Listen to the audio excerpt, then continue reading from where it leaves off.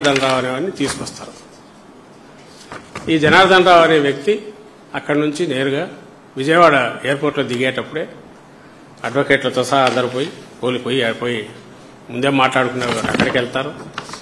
ఇది నేను ఎందుకు చూపిస్తున్నానంటే ఇది జనార్దన్ రావే.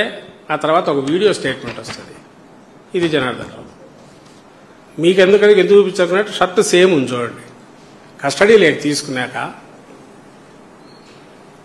చేసిన వీడియో అనేది, అంటే వాళ్ళ తొందరలోనో ఆ ఆత్రంలోనో జనానికి ఇది పంపించాలా, జోగి రమేష్ దీంట్లో ఉన్నాడని చెప్పాలనే ఆత్రంలోనో తొందరపాటులోనో ఏమరపాటునో ఆ చొక్కా మార్చకుండా, లేకపోతే ఇంకొక చొక్కా తెచ్చి ఇచ్చేవాళ్ళే మార్చకుండా అదే వేసి దాంతోనే వీడియో తీసి రిలీజ్ చేశారు.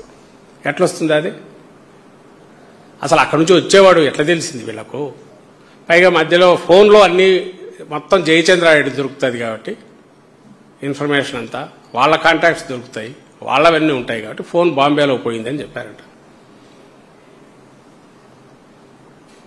సో అక్కడి నుంచి వచ్చి తీసుకొని ఈ వీడియోలో జోగి రమేష్ అని చెప్తారు. ఎట్లా అతుకుతుంది ఇది? పోనీ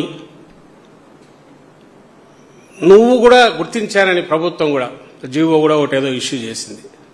దానికి ఏది క్యూఆర్ కోడ్ పెడతాము లిక్కర్ బాటిల్స్ అన్నిటికీ. ఇక ముందు అసలు ఎవరు కొంటున్నా చూసుకోనండి దాంట్లో, అది బాగానే ఉంది. నువ్వెందుకు పెట్టావు? జరుగుతోంది తప్పని పెట్టావు. ఎక్కడ పోయి అప్లై అవుతుందంట? వైన్ షాపులు వీటిలో. మరి బెల్ట్ షాపుల సంగతి ఏంది? 1,70,000 ఎన్నున్నాయో తెలియదు.